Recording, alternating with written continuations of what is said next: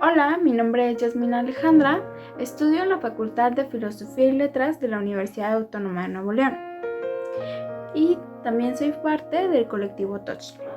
El día de hoy, como parte de nuestras actividades de la Semana Cultural de Promoción a la Literatura Infantil y Juvenil, voy a leerles un cuento que forma parte de esta antología titulada La colina de los muertos y otras historias que tiemblan de miedo, del autor Ricardo Chávez Castañeda e ilustrado por Margarita Sada en 2011. El cuento que vamos a leer el día de hoy se llama La puerta del fondo.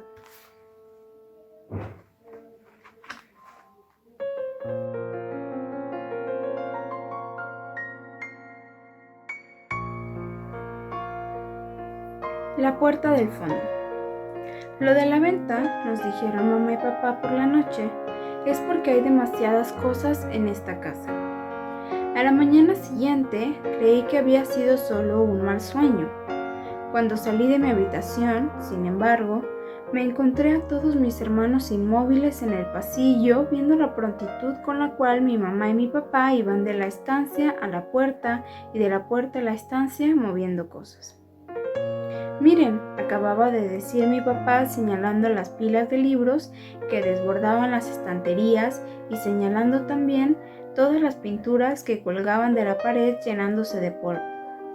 Y dicho y hecho, cogió uno de los libros grandes y luego descolgó uno de los lienzos, la pintura que tanto me gustaba del lago y la cabaña, y poniéndoselos bajo los brazos, caminó así hacia la entrada.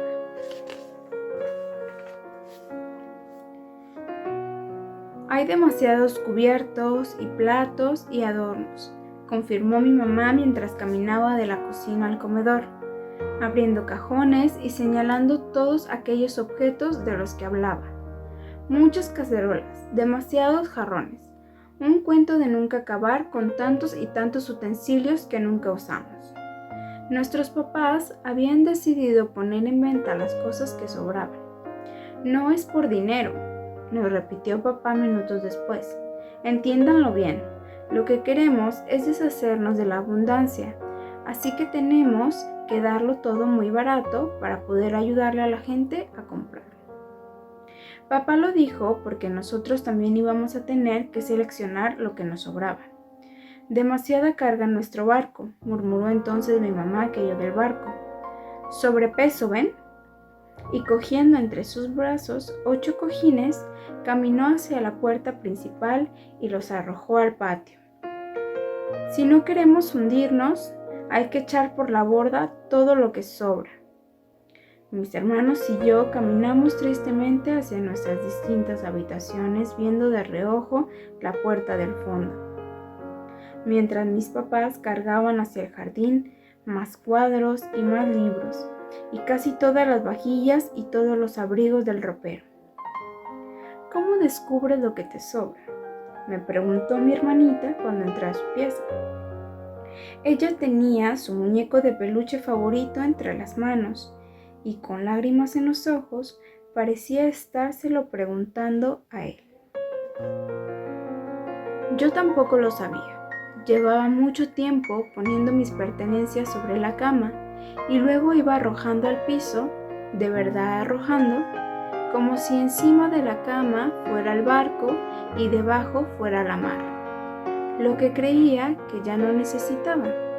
Mi colección de historietas, mis canicas, todos los muñecos, pero siempre acababa arrojándome al agua, que era la alfombra, por rescatar muñecos, canicas e historietas.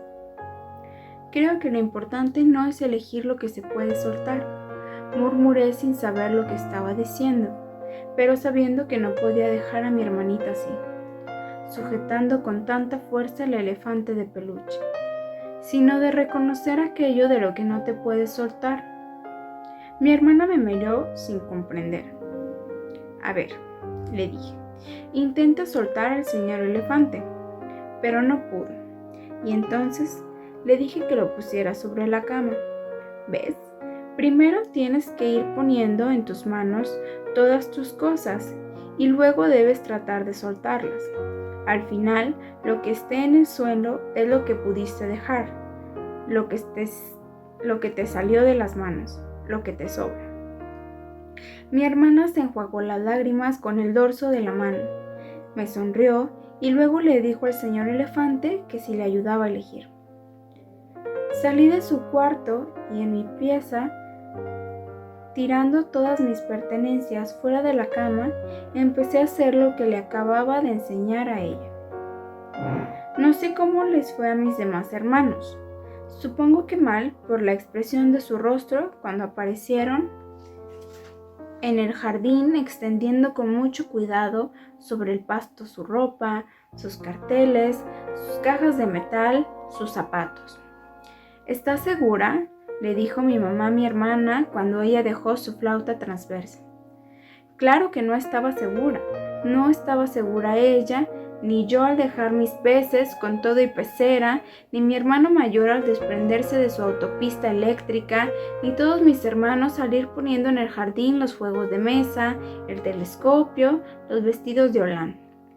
Pero mi mamá había puesto el ejemplo, con todos sus cuadros tendidos sobre el pasto como manteles. Incluso el cuadro que había pintado de mi hermana mayor. Y mi papá había también puesto el ejemplo desprendiéndose de todos sus manuscritos que ni siquiera había publicado. Incluso el libro de cuentos que había escrito para mi hermana mayor. Así que nosotros, siguiendo su ejemplo, también aprendimos a ser valientes. Mi mamá y mi papá no nos lo han dicho, pero mis hermanos y yo ya lo sabíamos. Aquello de la venta no era únicamente por el exceso, pues el exceso en sí no es malo. Hay exceso de aire y exceso de cielo y exceso de estrellas, y había exceso de felicidad en esta casa cuando mi hermana mayor estaba bien. Y ese tipo de excesos a nadie le hacen daño. Lo que sucede es que hace días mi hermana no está bien. La habíamos oído respirar por debajo de la puerta del fondo y rasguñar la madera y llorar. Ese es el problema con el exceso. Es lo que despierta a mi hermana y después hay que esperar a que se vuelva a dormir.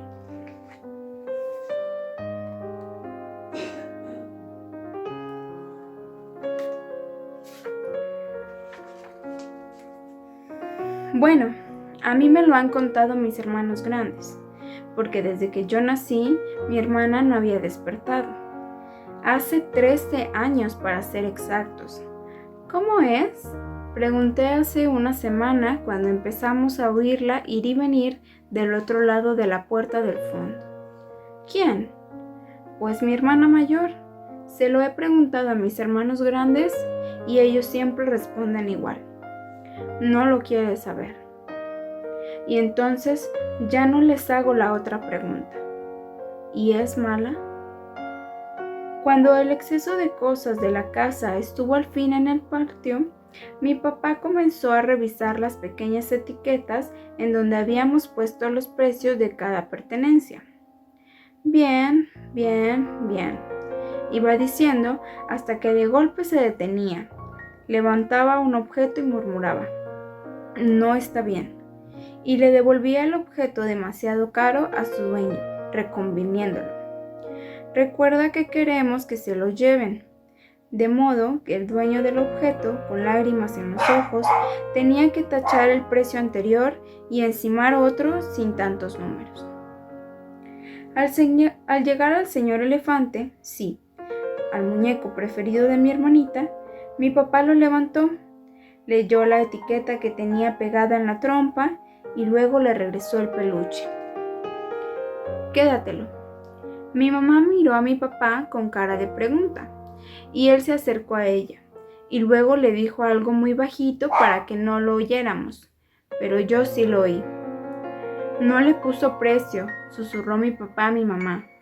Ella escribió que solo quería que se lo regresaran cuando su hermana mayor se volviera a dormir.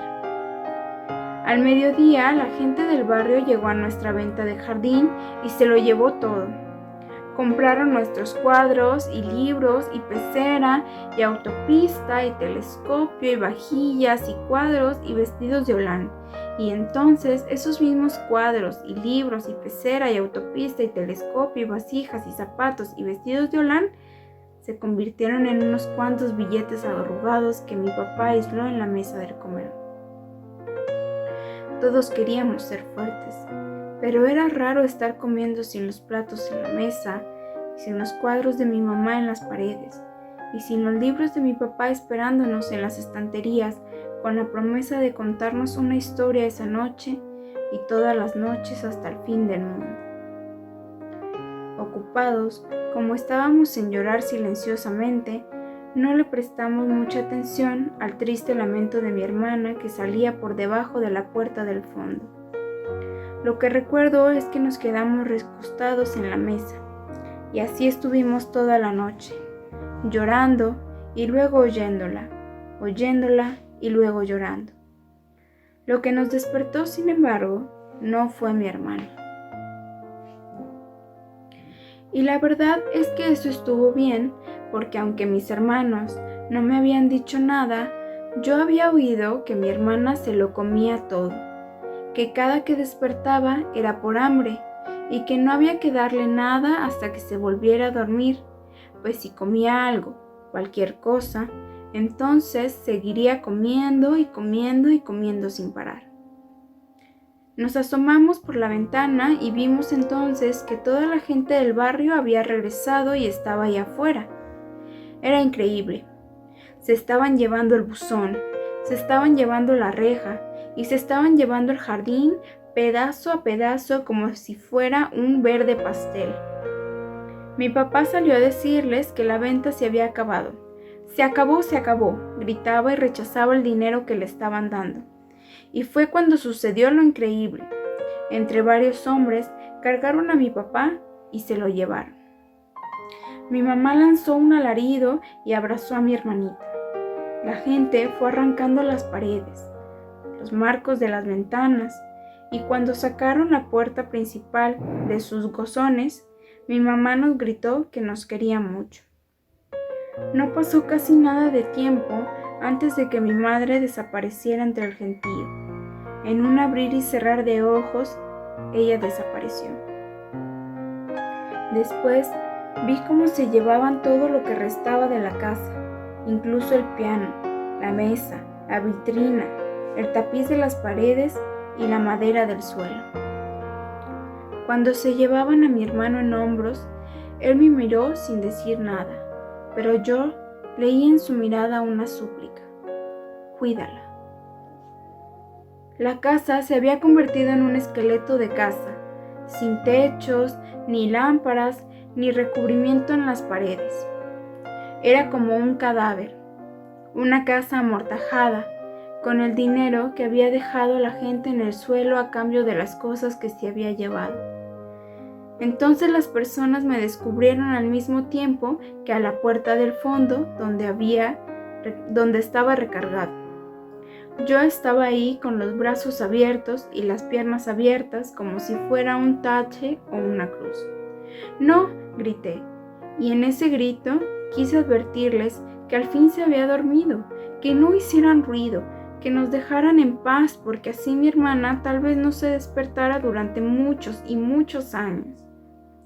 ¿Y cuánto cuestas tú?, dijo una mujer buscando una etiqueta entre mi ropa. ¿Y cuánto cuesta esta puerta?, dijo un hombre que parecía su esposo.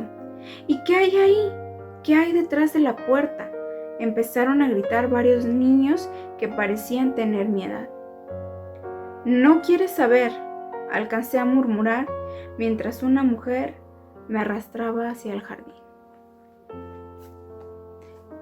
Espero que les haya gustado muchísimo este cuento, es uno de mis cuentos favoritos de esta antología, y que también nos sigan en todas nuestras actividades de esta semana. Hasta la próxima.